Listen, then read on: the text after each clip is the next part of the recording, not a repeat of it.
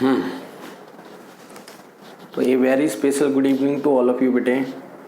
स्वागत है बेटे आप सभी का एक बार फिर से मैथ की क्लास में। हाँ तो बेटे आज की क्लास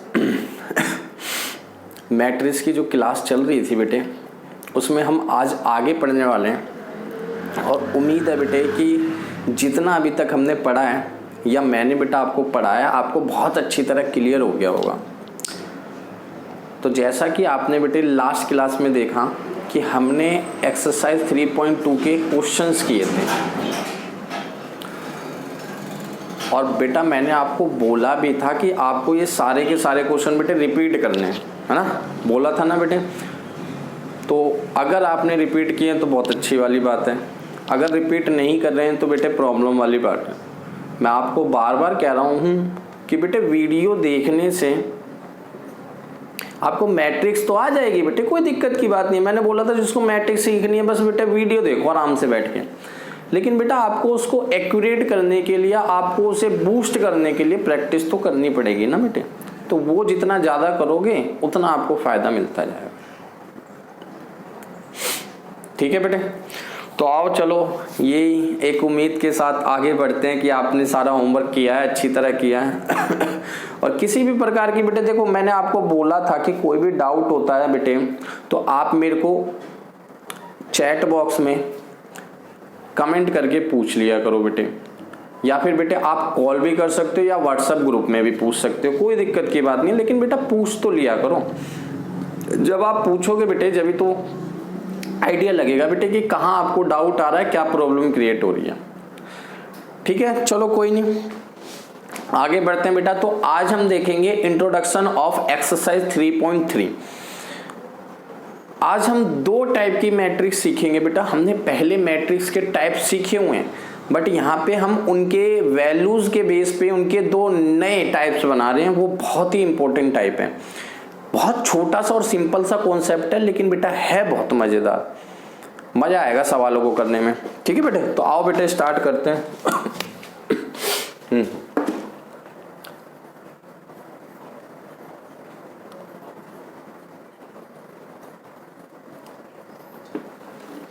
तो आज बेटा जो हम सीखने वाले हैं वो क्या सीखने वाले हैं बेटे, हम सीखने वाले हैं symmetric matrix and skew symmetric matrix. I think यहां डबल एम आएगा, कोई नहीं, भावनाओं को समझेंगे। हाँ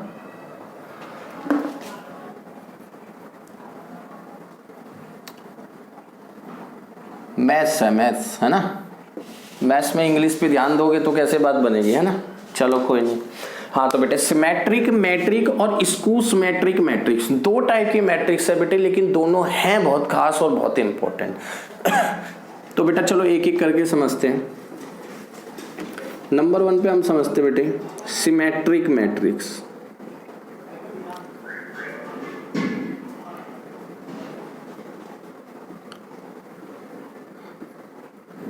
देखो बेटे बहुत से बच्चे सिमेट्रिक का मतलब जानते होंगे बेटे, सिमेट्रिकल आपने बहुत सुना होगा। सिमेट्रिकल एक कॉमन वर्ड है लेकिन बहुत से बच्चे नहीं जानते होंगे। तो कोई नहीं, पहले एक बार मैं थोड़ा सा मतलब जनरेट करता हूँ फिर उसके बाद आपको क्लियर हो जाएगा सिमेट्रिक मैट्रिक्स क्या होती है। ठीक है बेटे, कहने का सीधा सीधा मतलब ये है।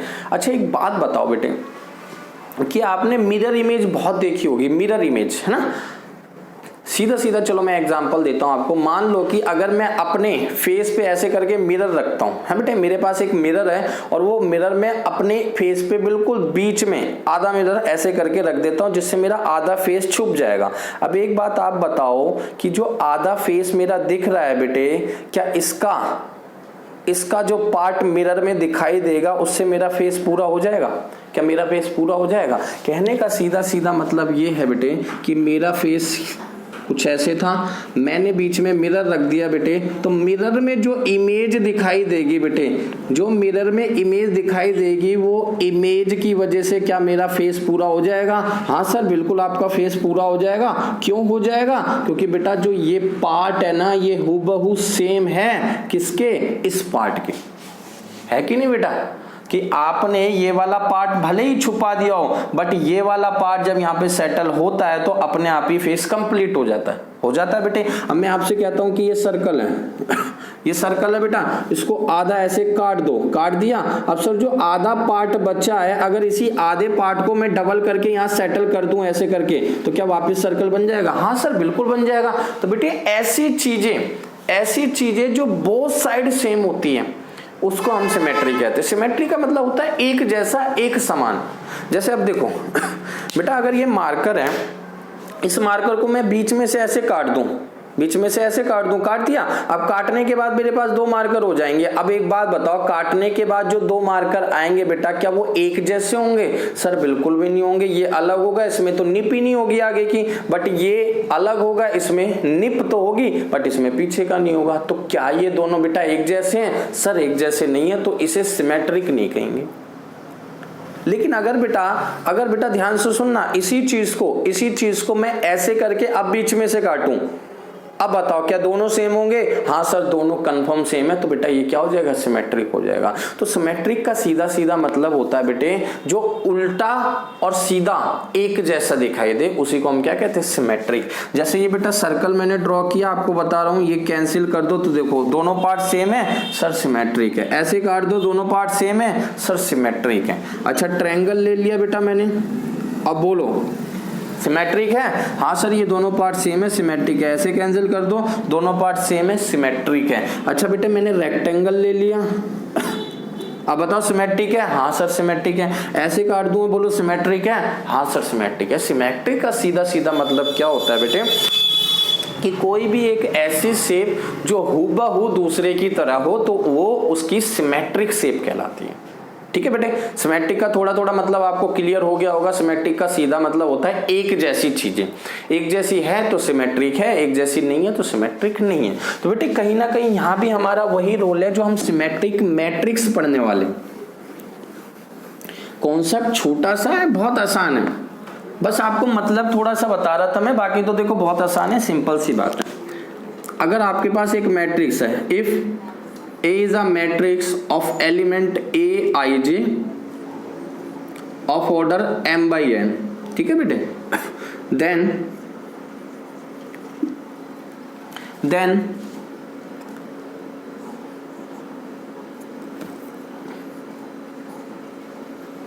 symmetric matrix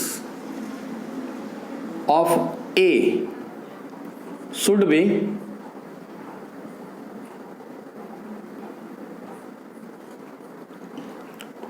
A equal to A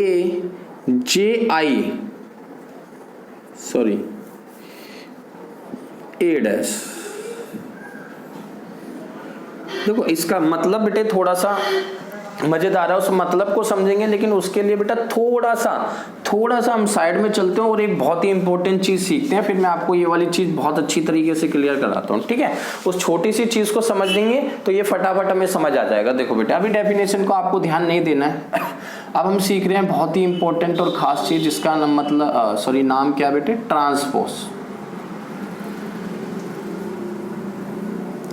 transpose, या फिर आप दूसरे वर्डों में कह सकते हो कॉम्प्लीमेंट।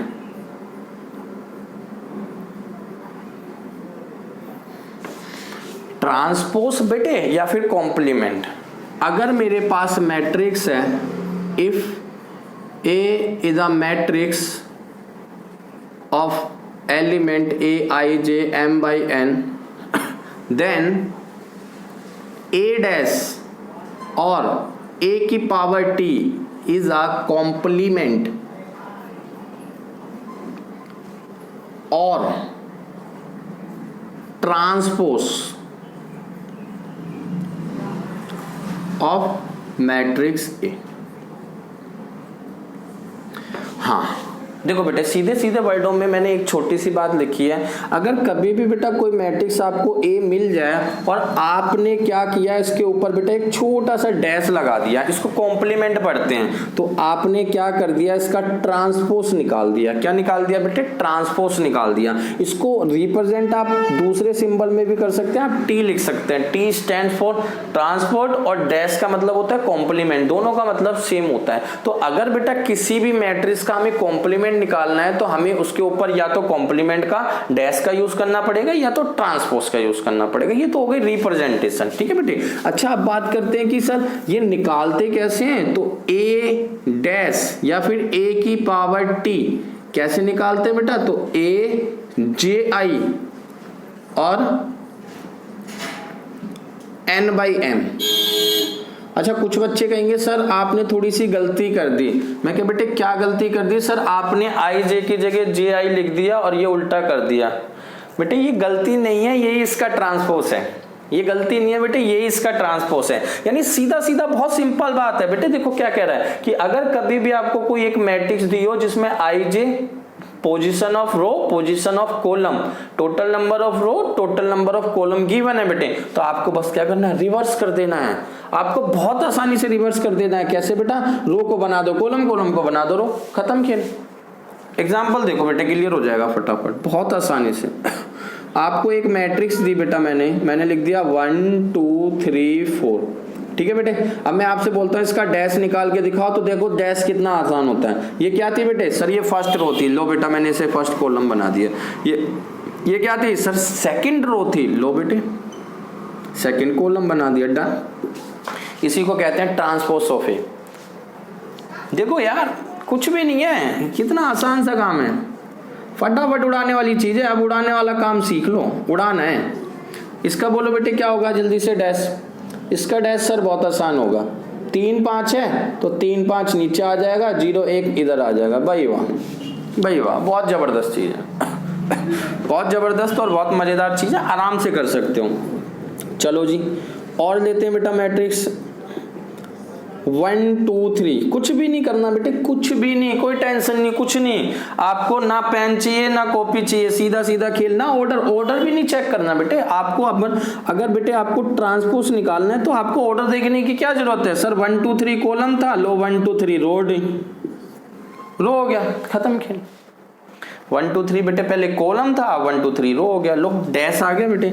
अच्छा कोई आपको बी एक मैट्रिक्स देता है 1 2 3 4 5 6 7 8 9, लो जी इसका डैश निकाल दो, उड़ाओ फटाफट उड़ा दो। बताओ क्या होगा? सर 1 2 3 4 5 6 और 7 8 9, लो जी डन। क्लियर है बेटे? हो गया। ट्रांसपोज बहुत ही सिंपल है, फिर एक बार पढ़ेंगे और समझेंगे डेफिनेशन में। देखो बेटे मैंने क्या बात लिखी है, transpose and complement, transpose and complement. If A is a matrix of element A of I J of order m by n। अगर आपको एक मैट्रिक्स दी हुई है बेटे जिसका ऑर्डर आपको दिया हुआ है m बाई n और उसमें एलिमेंट भी गिवन है हमें सारे, देन a डैश और a की power t is a compliment और ट्रांसपोज ऑफ मैट्रिक्स a। तो अगर आपने उस पर डैश लगाया या आपने उस पर t का यूज किया पावर के बेस में, तो बेटा ये जो कहलाता है ना, यही क्या कहलाता है? ट्रांसपोज कहलाता है। क्या कहलाता है? ट्रांसपोज। अब ट्रांसपोज निकालते कैसे हैं? तो बेटा अगर एलिमेंट a था तो उसका आई जे चेंज करके जे आई कर दो और एम एन चेंज करके एन एम कर दो, लो जी बहुत आसानी से आपने क्या निकाल दिया? ट्रांसपोज निकाल दिया। बहुत सिंपल सा कॉन्सेप्ट है। तो क्या सीखा बेटे कि अगर एक मैट्रिक्स गिवन है तो उसके रो को कॉलम में कन्वर्ट कर दो और कॉलम को रो में कन्वर्ट कर दो, खेल खत्म। फटाफट उड़ाने वाला काम है। चलो बेटे और सवाल देखते हैं इस पे जल्दी जल्दी। अब मैं आपको एक मैट्रिक्स देता हूं 1 2 3 और उसके बाद 0। अब आप इसका डैश निकाल के दिखाओ मेरे को। बोले सर ये तो बहुत आसान है, 1 2 और 3 0, बिल्कुल डन, बहुत बढ़िया। अच्छा बेटे एक चीज आपने गौर करी है, मैंने कितनी बार ट्रांसपोज निकाला? सर एक बार आपने यहाँ निकाला, एक बार यहाँ निकाला और एक बार अभी यहाँ निकाला, एक बार यहाँ निकाला और एक बार यहाँ निकाला। ठीक है बेटे। अब एक चीज गौर करो, बहुत मजेदार है, एक चीज गौर करो जल्दी से, बोलो बोलो, समझ आ रही है कि नहीं आ रही? किस किस को समझ आ गई बेटे, जल्दी बता दो किस किस को समझ आ गई। बहुत जबरदस्त चीज है। और जबरदस्त चीज क्या है कि बेटे आप कभी भी किसी भी मैट्रिक्स का ट्रांसपोज करोगे ना तो बेटे जो डायगोनल एलिमेंट है वो कभी भी चेंज नहीं होंगे। चेक कर लो बेटा, डायगोनल एलिमेंट कभी भी चेंज नहीं होंगे, कभी भी चेंज नहीं होंगे डायगोनल एलिमेंट। ये खास चीज है, ये बहुत खास चीज है कि कभी भी बेटे आप रो को कॉलम में कन्वर्ट करते हो या कॉलम को रो में कन्वर्ट करते हो तो जो डायगोनली एलिमेंट है बेटा उसकी पोजीशन चेंज ही नहीं होगी। और जब उसकी पोजीशन चेंज नहीं होगी तो उसकी वैल्यू एग्जैक्ट सेम रहेगी, ट्रांसपोज निकालने से पहले भी और ट्रांसपोज निकालने के बाद भी। ठीक है बेटे, ये बहुत इंपॉर्टेंट बात है, आपको याद रखनी है। ठीक है, और ट्रांसपोज का मतलब क्या होता है बेटे, मैंने अभी आपको समझाया, बहुत सिंपल सा मतलब है, आपको रो को कॉलम में कर देना है, कॉलम को रो में कर देना है, सब भूल जाओ, खत्म। आपको रो को कॉलम में कन्वर्ट कर देना है, कॉलम को रो में कन्वर्ट कर देना है। ठीक है, बहुत सिंपल सी बात है, आसान सी बात है। ठीक है बेटे, यहाँ तक सारा क्लियर है आपको? ठीक है, बहुत बढ़िया। तो बेटा ये आप नोट करेंगे, यहाँ तक आगे बढ़ते हैं।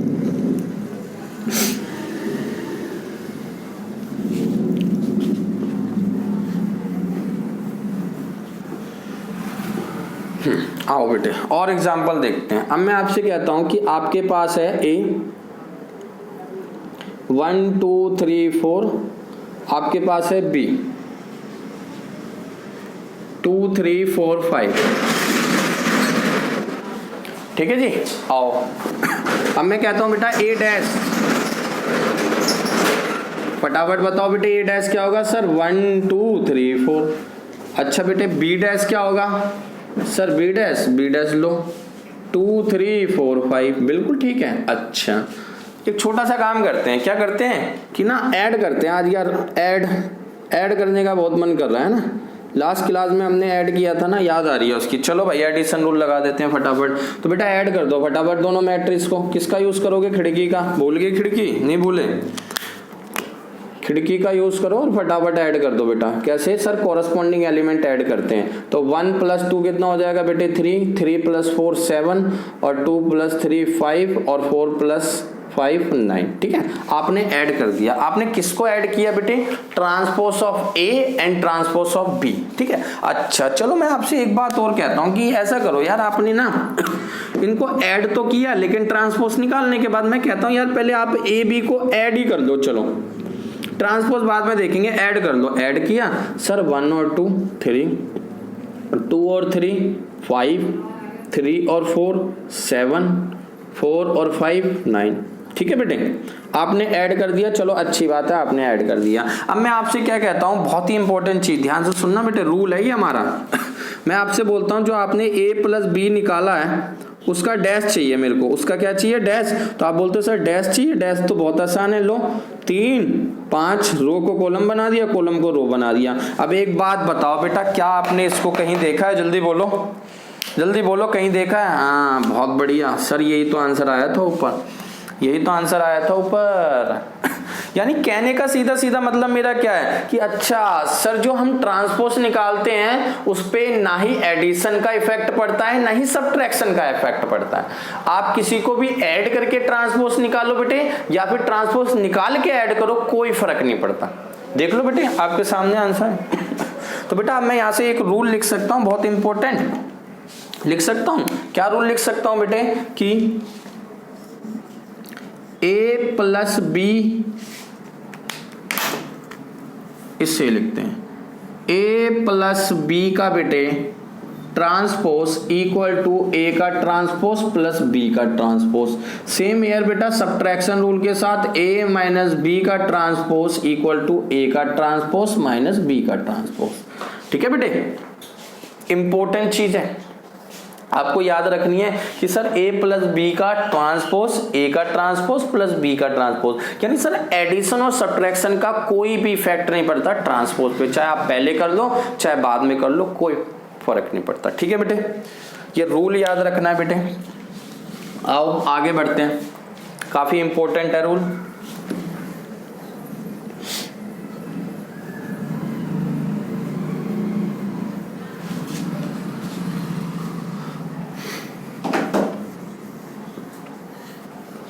अच्छा बेटे नेक्स्ट क्वेश्चन पे चलते हैं। देखो मैंने आपको फिर से अगेन एक मैट्रिक्स दी बेटा, 1 0 2 7 2 8 1 0 7।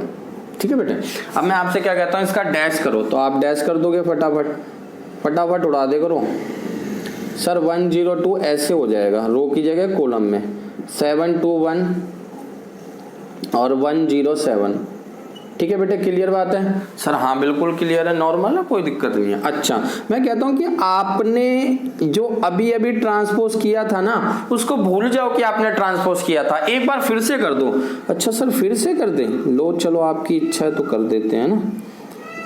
तो 1 7 1, लो 1 7 1, 0 2 0 0 2 0 2 1 7 2 1 7 2 1 7।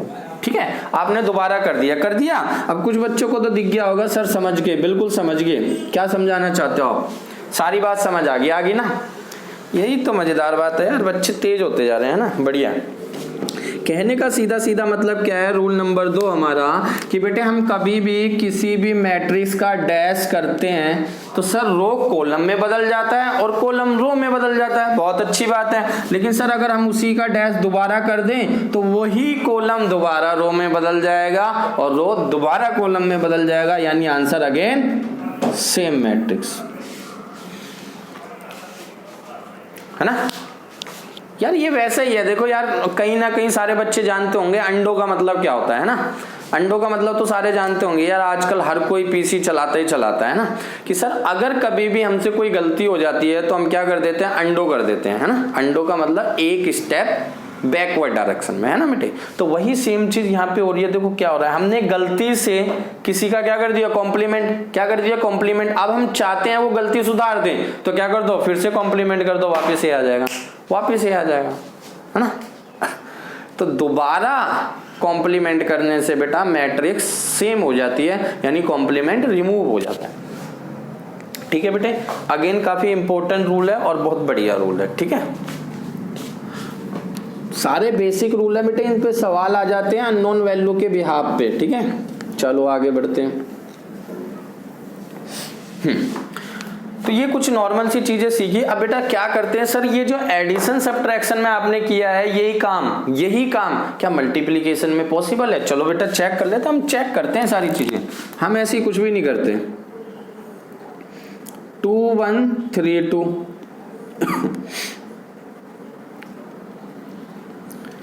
3 2 1 2, कुछ और ले लेते हैं, सेम हो गया कुछ, 0 1 5 7, ऐसा कुछ। अच्छा बेटे, मल्टीप्लिकेशन का रूल तो सबको याद है, हाँ खिलाड़ी हो गए होंगे अब तो सारे मल्टीप्लिकेशन में, है ना। चलो फिर कर दो फटाफट बेटे। 2 बाई 2 की बनेगी, फर्स्ट रो फर्स्ट कॉलम 0 5 5 का 5। अब डायरेक्ट करना सीखो, फटाफट उड़ाते करो। फर्स्ट रो सेकंड कॉलम 2 1 जा 2 7 1 जा 7, तो 2 + 7। सेकंड रो फर्स्ट कॉलम 0 5 2 जा 10। सेकंड रो सेकंड कॉलम 3 1 जा 3 और 7 2 जा 14। ठीक है बेटे, तो ये हो जाएगा 5, ये हो जाएगा 9 10 और ये 17। डन। ठीक है बेटे।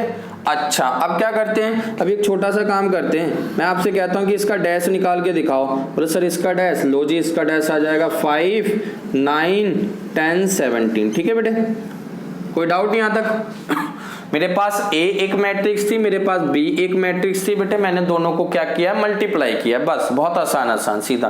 First row first column, first row second column, ये रहा आपके सामने, और लास्ट में बेटा इसका डैश निकाला है। क्लियर है? अच्छा तो क्या सर ऐसे जैसे आपने ऊपर लिखा था A और B का डैश, A का डैश B का डैश, तो ऐसे क्या यहाँ भी पॉसिबल है? A का डैश B का डैश, क्या ऐसे यहाँ भी पॉसिबल है? तो बेटे यहाँ ऐसा पॉसिबल नहीं है, यहाँ पे ऐसा पॉसिबल नहीं है। चेक करके देख लेते हैं। हम A की B से क्या करी थी, मल्टीप्लाई करी थी ना बेटे हमने, फिर डैश निकाला था। अब की बार पहले हम डैश निकालते हैं फिर मल्टीप्लाई करेंगे। तो बेटा डैश निकाल लेते हैं A का, क्या हो जाएगा 2 1 3 2। B का डैश निकाल लेते हैं, क्या हो जाएगा बेटे 0 1 5 7। ठीक है जी, चलो जी चलो क्या करें, समस्याएं तो आती रहती है, बीच में आवाज़ें करने वाले बहुत होते हैं।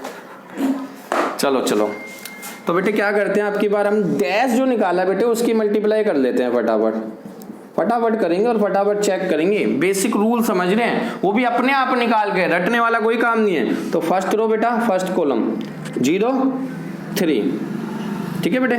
आगे बढ़ते हैं, फर्स्ट रो सेकंड कॉलम 5 2 जा 10 प्लस में 7 3 जा 21। अच्छा बेटे, सेकंड रो फर्स्ट कॉलम फटाफट लपेटो, उड़ाते जाओ, 0 2 1 जा 2, सेकंड रो सेकंड कॉलम 5 1 जा 5 प्लस 7 2 जा 14। तो देख सकते हैं बेटे आंसर आपको दिख ही गया होगा। सर बहुत खतरनाक आंसर आ रहा है हमारा, पहले तो ऐसा आ नहीं रहा था, नहीं आ रहा था ना बेटे। एक बात बताओ, क्या किसी भी एंगल से ये आंसर बेटा हमारा मैच कर रहा है? सर बिल्कुल भी नहीं मैच कर रहा है। नहीं कर रहा हो तो बता दो यार। कुछ बच्चे जबरदस्ती कर देते हैं, ऐसे बच्चे हमारे पास बहुत होते हैं, टैलेंटेड बच्चे होते हैं, उनके टैलेंट की तो क्या ही कहें, है ना। तो बेटा आप गौर से खुद ब खुद देख लो कि सर मैंने ए बी को मल्टीप्लाई करा, फिर डैश निकाला, और यहाँ पे मैंने ए का डैश निकाला, बी का डैश निकाला और फिर मल्टीप्लाई करा, और किसी भी लिहाजे में आंसर बेटा सेम नहीं है। इसका मतलब सर ये कॉम्पिटिटिव में पॉसिबल ही नहीं है। बिल्कुल सही बात है। तो सर ये पॉसिबल कैसे है? पॉसिबल है बेटा, बस थोड़ा सा चेंज है। क्या चेंज है कि हमने गलती कर दी मल्टीप्लाई में। बोलो सर कैसे कर दी गलती मल्टीप्लाई में? यही काम हम करते हैं एक बार बी डैश और ए डैश के साथ। चलो देखते हैं एक बार। देखो बेटा अब क्या करेंगे, फर्स्ट रो फर्स्ट कॉलम 0 5 1 जा 5। क्लियर है? आओ आगे बढ़ो। फर्स्ट रो सेकंड कॉलम 0 और 5 2 जा 10। ठीक है जी, ठीक है, आ जाओ आगे बढ़ो। सेकंड रो फर्स्ट कॉलम, तो सेकंड रो और फर्स्ट कॉलम, तो 2 1 जा 2 और 7 1 जा 7, 2 + 7। इधर आ जाओ बेटे फटाफट। सेकंड रो सेकंड कॉलम, तो 3 1 जा 3 और 7 2 जा 14। बोलो मजा आ रहा है? समझोगे तो दिक्कत नहीं आएगी। अब बोलो आया? सर बिल्कुल सेम आ गया कि नहीं आ गया? यही तो है रूल यार, यही तो है रूल। बोलो अब मैं इसको सही कर दूं बेटे, जल्दी बोलो कर दूं? हाँ सर इसको सही कर दो। आंसर क्या है? बी का डैश ए का डैश। बहुत ही जबरदस्त चीज है बेटे, मैंने आपको करके दिखाई है, मैंने सीधा आपको नहीं लिखवाया, नॉर्मल सी बात है। फिर भी नहीं समझ आया बेटे तो एक बार फिर देखो बेटे, मेरे पास ए मैट्रिक्स थी बेटे और एक बी मैट्रिक्स थी। सीधा मैंने क्या करा, मल्टीप्लाई किया। मल्टीप्लीकेशन रूल सबको आता है, बहुत जबरदस्त आता है ना। तो ए बी की मल्टीप्लाई करके फाइनल आंसर ये था बेटे। मैंने इसका डैश किया, आपके सामने कॉम्प्लीमेंट निकाला, ये रहा आंसर। फिर मैंने क्या किया, बोला सर आपने पहले मल्टीप्लाई करके डैश निकाला है, तो एक काम करो आप पहले डैश निकाल के मल्टीप्लाई करो। तो ऐसा किया बट आंसर सेम नहीं आया। तो बेटे थोड़ा सा चेंज, क्या चेंज किया कि सर इस बार जब मैं मल्टीप्लाई कर रहा था तो मैंने बी को पहले रखा, ए को बाद में रखा। बी को पहले रखा बेटे और ए को बाद में रखा, और चेक किया तो आंसर बिल्कुल सेम आ गया। ठीक है बेटे, तो रूल बहुत जबरदस्त है। मैं फिर लिख के दिखाता हूँ, यहां तक सब क्लियर होगा बेटे आपको। ठीक है बेटे, तो आगे बढ़ते हैं। मैं रूल दोबारा लिख के दिखाता हूँ, एक बार फिर समझा देता हूँ। ठीक है, घबराना नहीं है, बस जो भी जरूरत की चीज है सारी की सारी नोट करते जाएंगे। नोट करने में आलस मत दिखाया करो, हाथ चलेंगे तो दिमाग भी चलेगा, है ना। तो देखो क्या रूल था कि सर a + b का डैश करो, तो बेटे a का डैश प्लस b का डैश सेम आंसर आता है बेटे। यही चीज माइनस के साथ करो तब भी सेम आता है, बिल्कुल डन है। अच्छा सर मल्टीप्लिकेशन में a b का डैश करते हैं तो आंसर क्या आता है, पहले b का डैश देन फिर a का डैश। ठीक है बेटे, बहुत ही इंपॉर्टेंट चीज है, काम की चीज है। यहां तक बेटे सब कुछ क्लियर है? चलो जी, यहां तक सब कुछ क्लियर है। ठीक है बेटे, तो अभी बेटा मैंने आपको बहुत ही बेहतरीन तरीके से समझाया what you mean by transpose and complement. उम्मीद है यहां तक सब क्लियर होगा। ठीक है बेटे, चलो आगे बढ़ते हैं। तो अब हम चलते हैं बेटा इन दो छोटी सी चीजों पे जो फटाफट होने वाली है, बस उसके लिए ट्रांसपोज चाहिए था तो वो मैंने आपको बता दी। ठीक है, जरूरत की हर चीज पहले आपको बता दी जाएगी, फिर उसके बाद आगे का कराया जाएगा। ठीक है, तो टेंशन नहीं है इस बात की कोई भी। आगे बेटा देखो, सिमेट्रिक मैट्रिक में एक छोटा सा टर्म है, और वो छोटा सा टर्म क्या था, ट्रांसपोज, जो मैंने आपको सिखाया। अब फटाफट देखेंगे क्या होता है। अगर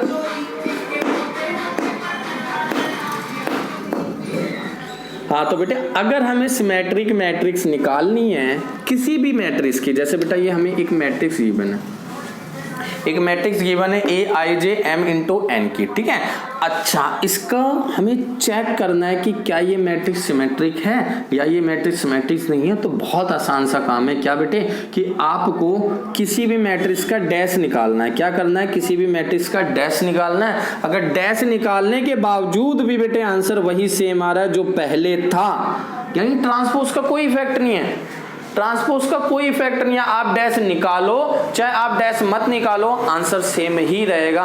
ऐसे ही मैट्रिक्स को सिमेट्रिक मैट्रिक्स कहते हैं। अभी मैंने आपको सिमेट्रिक का मतलब बहुत डिटेल में समझाया था। वो सारी चीजें बेटा जो देखने में एक जैसी होती है हर जगह से, चाहे आप उसकी हाफ मिरर इमेज देखेंगे या फिर आप उसको हाफ से डबल करके देखेंगे, तो वो हर जगह से सिमिलर दिखाई देगा। इसीलिए उन सारी चीजों को क्या कहते हैं, सिमेट्रिक। तो गौर करो बेटा, जब सर उसको हम चेंज कर रहे हैं, कैसे चेंज कर रहे हैं, ट्रांसपोज। ट्रांसपोज का मतलब क्या होता है, सर रो को कॉलम बना रहा हूँ, कॉलम को रो बना रहा हूँ, तो मैंने पूरा उल्टा कर दिया, रो को कॉलम बना दिया बेटे और कॉलम को रो बना दिया, फिर भी आप देख सकते हैं आंसर सेम आ रहा है। ऐसी ही मैट्रिक्स को क्या कहते हैं, सिमेट्रिक मैट्रिक्स। ऐसी ही मैट्रिक्स को बेटे क्या कहते हैं, सिमेट्रिक मैट्रिक्स। चलो अब एग्जाम्पल देख लेते हैं फटाफट एग्जाम्पल देख लेते हैं। अच्छा मैं आपको एक मैट्रिक्स देता हूं, अगर आपको याद हो 1 0 0 1, बोलो याद है कि नहीं याद है, कितने बच्चों को याद है, जल्दी से इसका नाम बता दो फटाफट, कितने बच्चों को याद है, याद है ना। Identity matrix of order 2। चीजें याद रखोगे भाई तो मजा आएगा, नहीं याद रखोगे मजा नहीं आएगा यार। और कोई बात है, और कोई बात है नहीं, इतनी सी बात है। मजा लेना है तो चीजों को ध्यान से पढ़ो भाई। तो आइडेंटिटी मैट्रिक्स दी हुई है। अब मैं आपसे कहता हूँ इसका डैश निकाल के दिखाओ मेरे को एक बार। आप बोलोगे सर मैं डैश निकाल रहा हूँ, देखो 1 0 ऐसे लिख दिया 1 0 और 0 1 ऐसे लिख दिया 0 1, आपने निकाल दिया। क्या निकाल दिया, डैश। मैं बोलूँगा यार डैश का निकाला, झूठ बोल रहे हो, देखो आपने तो वही सेम चिपका दी।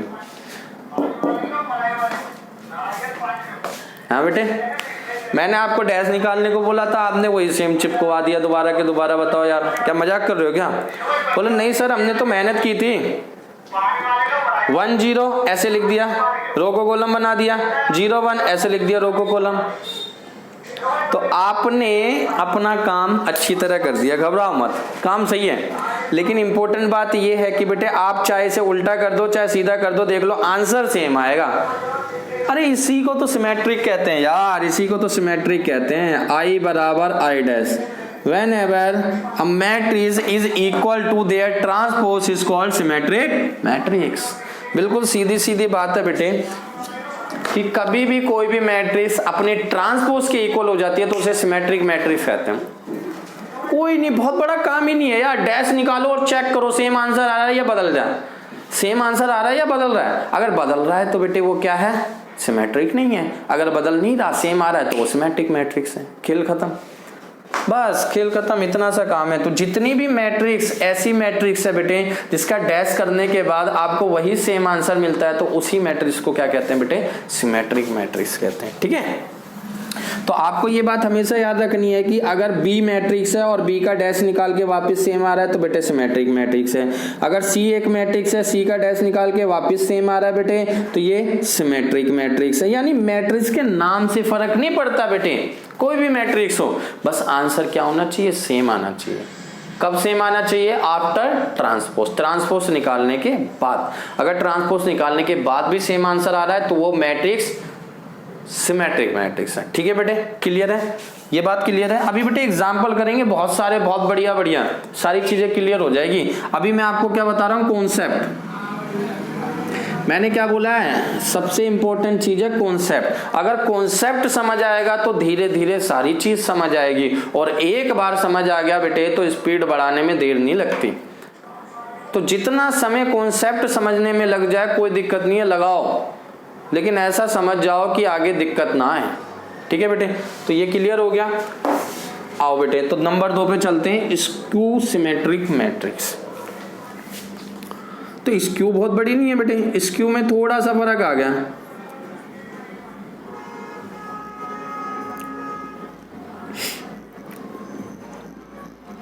स्क्यू में बेटा थोड़ा सा चेंज है, और थोड़ा सा चेंज क्या है कि अगर आपके पास एक मैट्रिक्स है, ए मैट्रिक्स AIJ MN, और आपने क्या किया, बड़ी मेहनत से शिद्दत से A' निकाला, ठीक है भाई, बहुत अच्छी बात है। लेकिन हुआ क्या सर कि जो A' अभी हमने निकाला था ना, वो माइनस में आ रहा है। तो मैंने बोला माइनस कॉमन ले लो, मैंने क्या बोला, माइनस कॉमन ले लो। जैसे आप माइनस कॉमन लेते हो, ये वापस क्या बन जाता है, A' बन जाता है। यानी कहने का सीधा सा मतलब है कि किसी का ट्रांसपोज उसी के मैट्रिक्स के नेगेटिव पार्ट के इक्वल हो, तो बेटा उसे क्या कहते हैं, स्क्यू सिमेट्रिक मैट्रिक्स। तो फर्क इतना सा है बेटे कि वही सेम काम हमने किया, बट नेगेटिव साइन आ गया, है ना। यहाँ पे क्या आ गया, माइनस का साइन आ गया बेटे, ये पार्ट नेगेटिव हो गया, और जो पार्ट नेगेटिव हो गया वो स्क्यू में समझ चला जाएगा। ठीक है, स्क्यू नहीं होगा कब, जब नेगेटिव नहीं आएगा। अगर बेटे नेगेटिव आ रहा है तो वो स्क्यू होगा। दोनों में मात्र एक फर्क है, देखो स्क्रू सिमेट्रिक ही होती है। देखो स्क्रू के आगे भी वर्ड क्या लगा है, स्क्यू सिमेट्रिक मैट्रिक्स। क्यों लगा है, क्योंकि स्क्यू भी बेटे सिमेट्रिक ही होती है, लेकिन उसमें एडिशनल पार्ट आ गया, क्या आ गया, नेगेटिव आ गया, और नेगेटिव आ गया तो हम इसे क्या कहेंगे, स्क्रू सिमेट्रिक मैट्रिक्स। ठीक है बेटे, छोटे से कॉन्सेप्ट है, 2 कॉन्सेप्ट है, आराम से समझा हमने। देखो ए निकाल के ए का डैश निकालो, अगर बेटे सेम आए तो हम क्या कहेंगे, सर सिमेट्रिक है। अगर ए निकाल के ए का डैश निकाल के नेगेटिव आंसर आए तो हम क्या कहेंगे, सर स्क्यू सिमेट्रिक है। ठीक है बेटे, बहुत सीधी सीधी बात है, 2 छोटी सी बात है, कॉन्सेप्ट यही है, इतना सा कॉन्सेप्ट है। अब बेटे एग्जांपल करते हैं बहुत सारे, तो हमें क्लियर होता चला जाएगा कि कहाँ पे सिमेट्रिक होता है और कहाँ पे स्क्रू सिमेट्रिक होता है। और जैसे ही बेटा ये दोनों चीजें क्लियर हो जाएगी तो इन दोनों की प्रॉपर्टी के बिहाफ पे एक क्वेश्चन आता है स्पेशल, वो क्वेश्चन भी देखेंगे। ठीक है बेटे, तो यहां तक क्लियर है अच्छी तरह बेटे। तो आप इसको क्या करोगे, फटाफट नोट करोगे। ठीक है, इसके बाद अब हम क्वेश्चन करते हैं बेटे।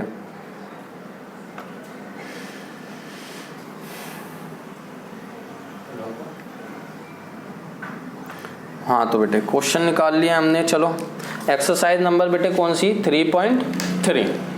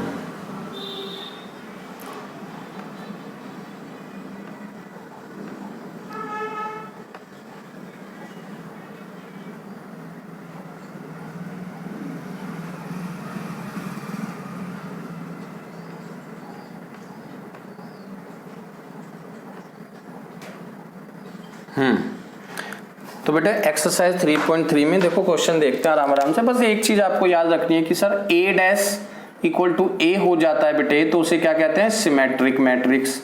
अगर बेटे A' इक्वल टू -A हो जाता है, या माइनस का A इक्वल टू माइनस का A' हो जाता है, तो इसको क्या कहते हैं बेटे, स्क्यू सिमेट्रिक्स। और ट्रांसपोज का तो मतलब ही सीधा सीधा क्या है, रो को कॉलम बना दो, कॉलम को रो बना दो। ठीक है अच्छा बेटा, तो देखो एक्सरसाइज 3.3 पहला क्वेश्चन बहुत ही साधारण क्वेश्चन है यार। इसमें क्या बताया जाए, चलो मैं ये बता ही नहीं रहा, मैं खुद क्वेश्चन लिख देता हूं, है ना,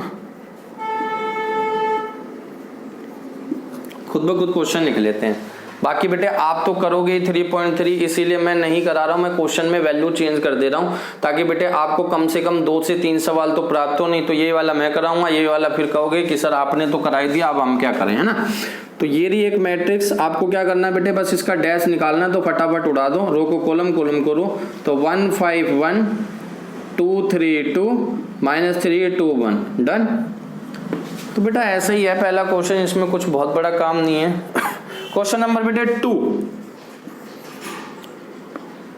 आपको दो मैट्रिक्स गिवन है बेटे, कौन कौन सी है, -1 2 3 5 7 9 -2 1 1। कैसे वजह ले रहे हो भाई?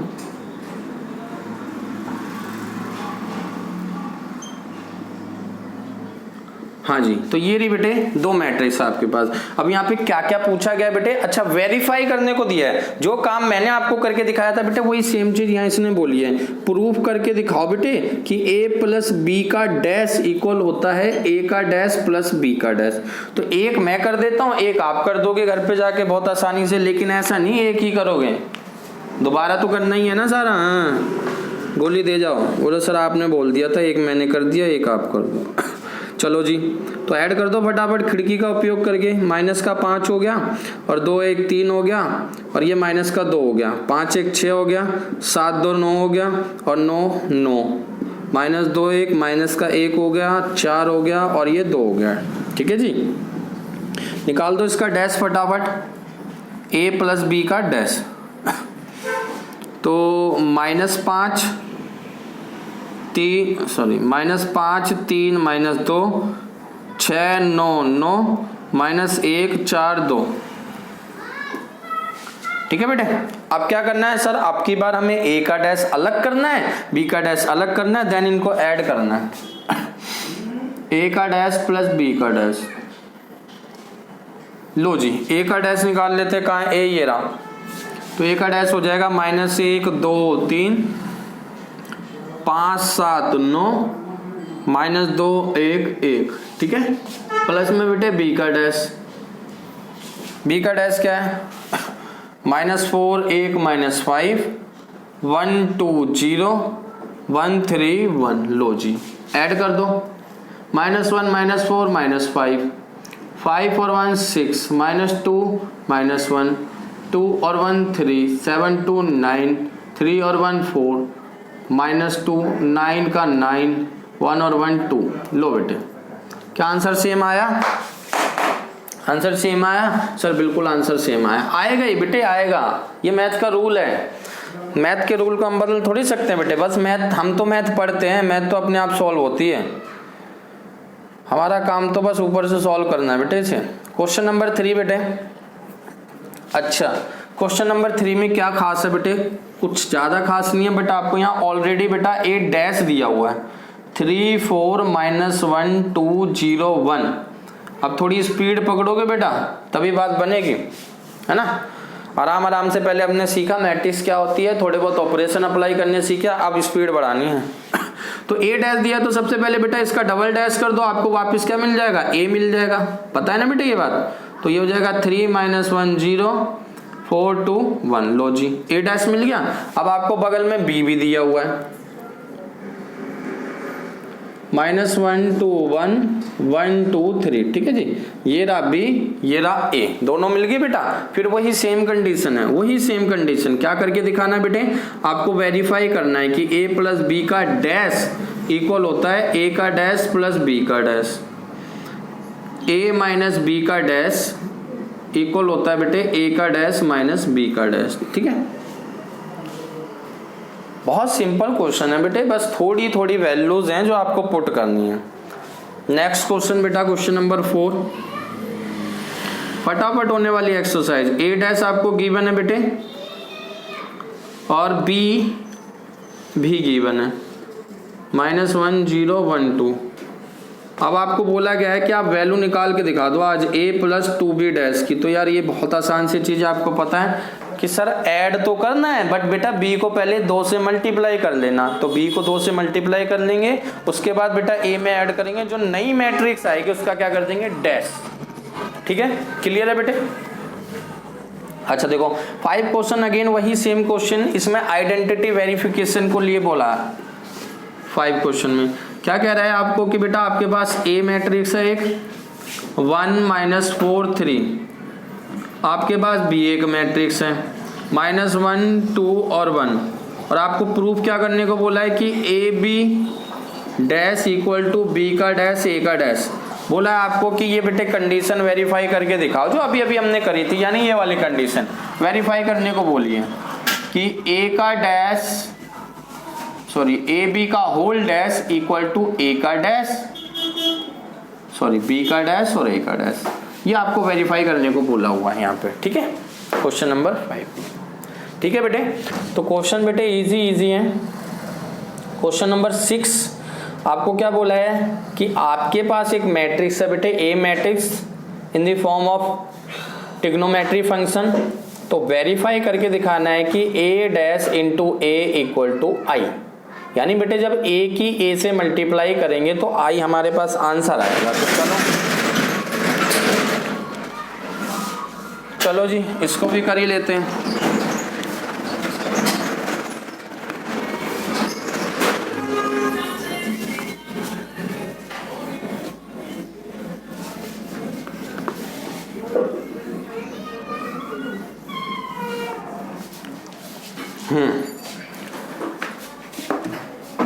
क्वेश्चन नंबर बेटे 6 फर्स्ट पार्ट, तो आपको ए एक मैट्रिक्स दी हुई है, cos x cos alpha sin alpha minus sin alpha cos alpha.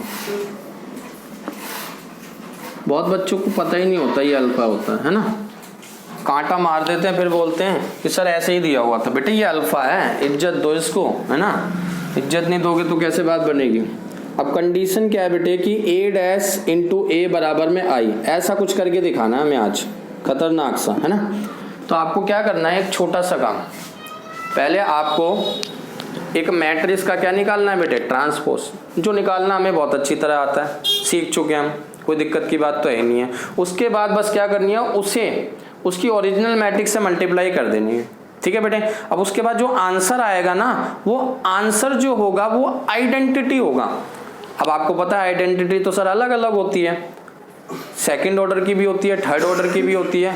तो बेटे जो आंसर आने वाला है ना, उसके बिहाफ पे ही हम आइडेंटिटी यूज करते हैं। मैंने आपको ये पहले भी बताया था कि क्वेश्चन में आई की वैल्यू हमेशा क्वेश्चन की कंडीशन को देख के पुट की जाती है। आइडेंटिटी टू ऑर्डर की भी हो सकती है बेटे और 3 ऑर्डर की भी हो सकती है। तो यहाँ पे आप देखोगे तो ये 2 ऑर्डर की चल रही है, तो आंसर भी फाइनल हमारा किस में आएगा बेटे, 2 ऑर्डर में।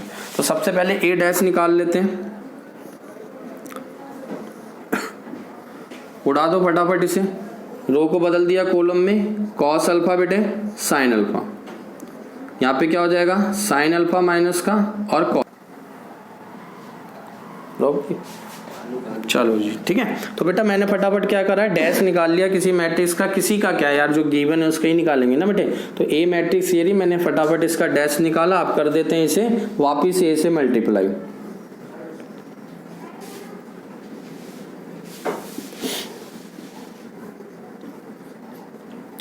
हाँ जी, तो ये भी बेटे 2/2 ऑर्डर की, ये भी 2/2 ऑर्डर की, यानी आंसर भी जो आएगा वो 2/2 ऑर्डर का ही आएगा। तो फटाफट कर दो जल्दी। चलो बेटे first row first column, cos की कॉस से कॉस स्क्वायर अल्फा, ठीक है बेटे, साइन की साइन से प्लस साइन स्क्वायर अल्फा।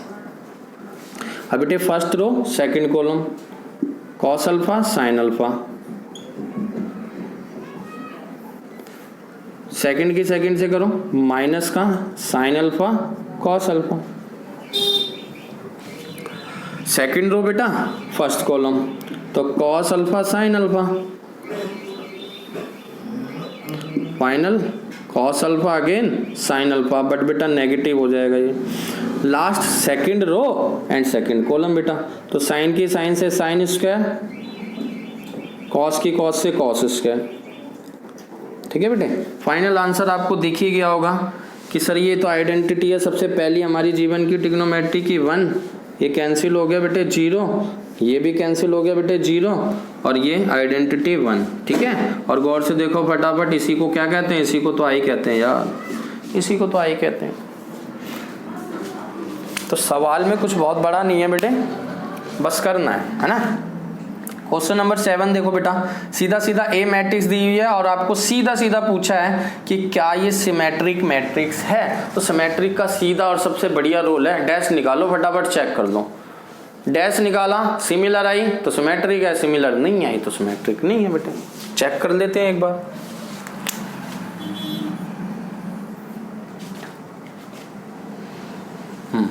तो ए मैट्रिक्स क्या गिवन है बेटे, 1 -1 5 -1 2 1 5 1 3।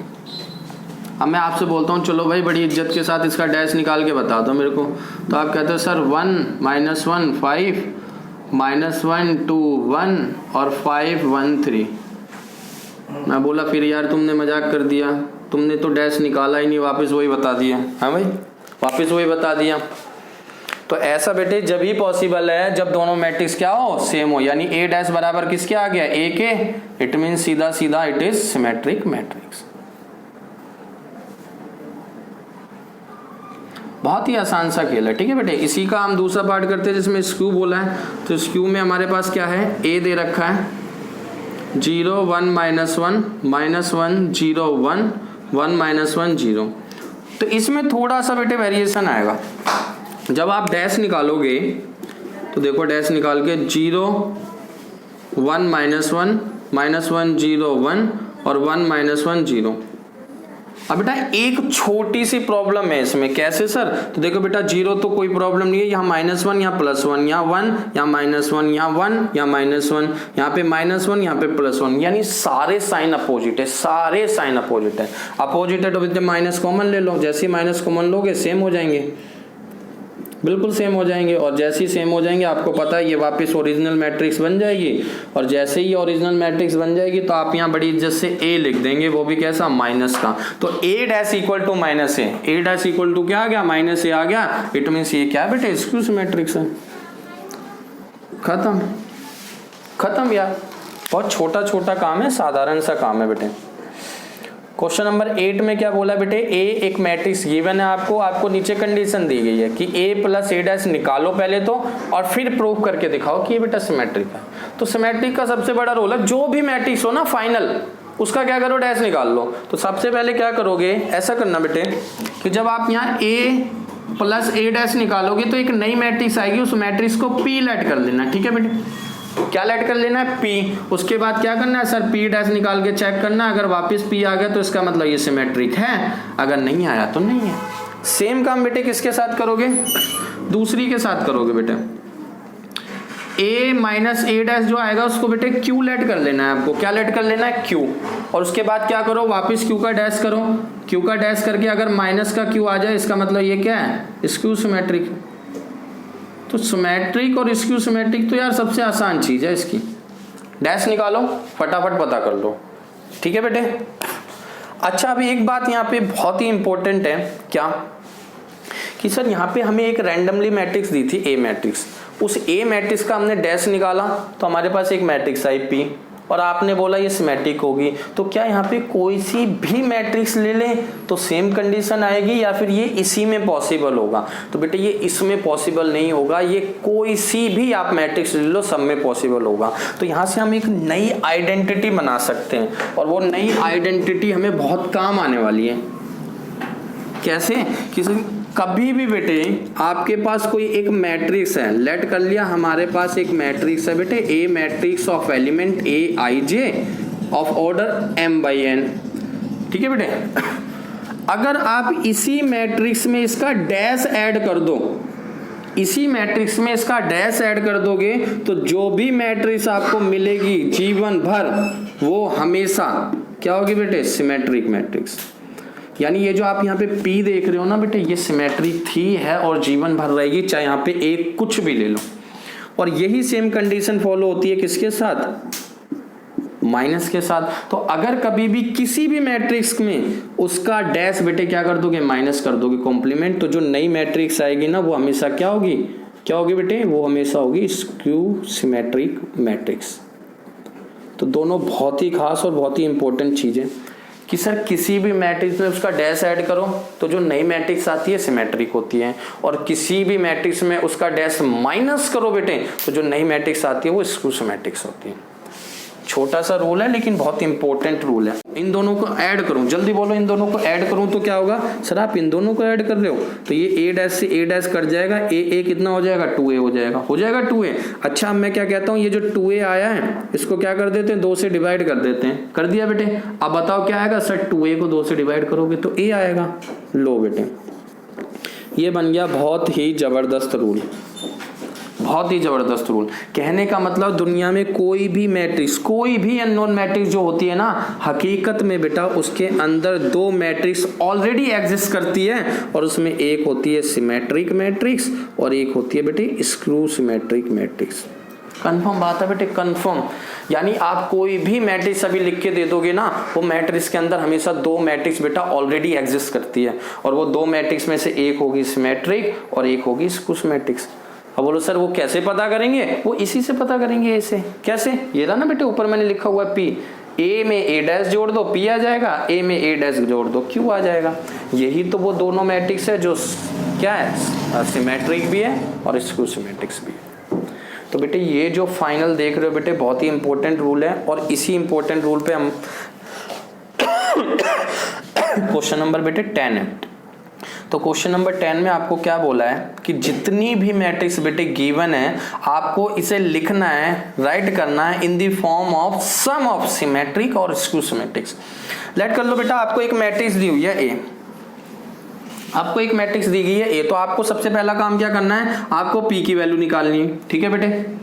नंबर 2 आपको क्या करना है, क्यू की वैल्यू निकालनी है और दोनों चीज निकाल सकते हो। कैसे, ए है तो ए डैश निकाल के ऐड कर दो, ए डैश निकाल के सबट्रैक्ट कर दो और जैसे ही बेटा पी क्यू आ जाएगा आपको p/2 q/2 दोनों को ऐड कर देना और आप चेक करके देख लेना, वापस आंसर वही आएगा जो आपका क्वेश्चन में गिवन था, वही आ जाएगा सेम टू सेम। यानी कहने का सीधा मतलब है जो हमें क्वेश्चन में एक मैट्रिक्स दी थी, this is a matrix in the form of sum of 2 matrix of symmetric और स्क्रू सिमेट्रिक इन नेचर। ठीक है बेटे, तो लास्ट सवाल है, बहुत इंपॉर्टेंट सवाल है, 10th सवाल। 10th सवाल में यही चीज करके दिखानी है। हमें बोला है बेटे कि एक मैट्रिक्स को राइट करके दिखाओ सिमेट्रिक और स्क्रू सिमेट्रिक की फॉर्म में। तो बस कैसे करोगे, ऐसे करेंगे सर, सबसे पहले P निकालो बेटे, Q निकालो और दोनों की वैल्यू यहाँ पे पुट कर दो, सवाल खत्म। इतना छोटा सा सवाल और बारीक सा सवाल, ठीक है बेटे। उसके बाद बेटा लास्ट में एक बहुत बढ़िया सवाल है, 11वां सवाल, चलो ये देखते हैं, अंतिम सवाल आज का। क्वेश्चन नंबर 11 थोड़ा बेटे थ्योरेटिकल है लेकिन बहुत इंपॉर्टेंट सवाल है। क्वेश्चन में क्या बोला है, A and B are symmetric. अच्छा सर सिमेट्रिक का मतलब तो हमें पता है तो समझो ना, मजा आ गया।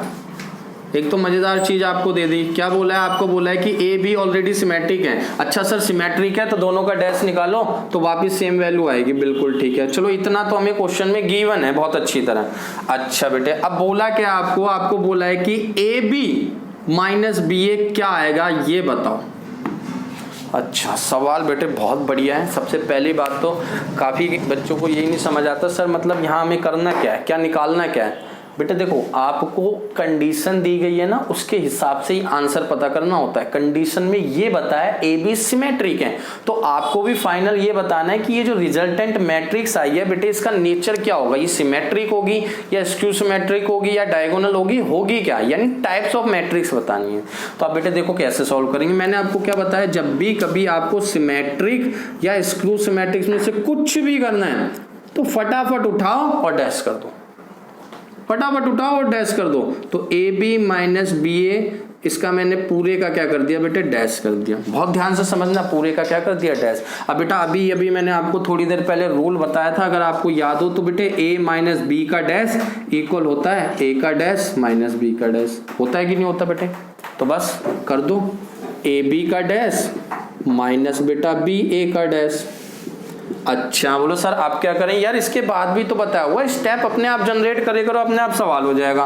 ये देखो यहाँ लिखा भी हुआ है बेटे ए बी का डैश इक्वल क्या होता है, बी का डैश ए का उल्टा कर दो, बी का डैश ए का डैश मल्टीप्लीकेशन में उल्टा हो जाता है ना, तो ए का डैश बी का डैश। अब फटाफट ऊपर आ जाओ, आपको बहुत बढ़िया चीज प्राप्त होगी क्वेश्चन में। ए डैश बराबर ए डाल दो, बी डैश बराबर बी डाल दो, लो जी फटाफट डाल दो।